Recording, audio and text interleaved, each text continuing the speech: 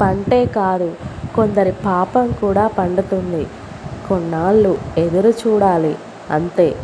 పంటను రైతు పండిస్తే పాపాన్ని దేవుడు పండిస్తాడు. ఒక్కసారి ఆలోచించు. ఇప్పటికే నీ చుట్టూ ఉన్న వారిలో ఎవరో ఒకరి పాపం పండే ఉంటుంది. కాశీ పుణ్యక్షేత్రం. కాశీకి వెళ్ళి కాయో పండో వదిలిపెట్టడం అంటారు. అంటే దాని అర్థం మామిడికాయో బీరకాయో వదలడం కాదు. కాశీ క్షేత్రం వెళ్ళిన వారు గంగలో స్నానం చేసి కాయాపేక్ష మరియు ఫలాపేక్షను వదిలి విశ్వనాథుని దర్శనం చేసుకోవాలని శాస్త్రం చెప్తుంది.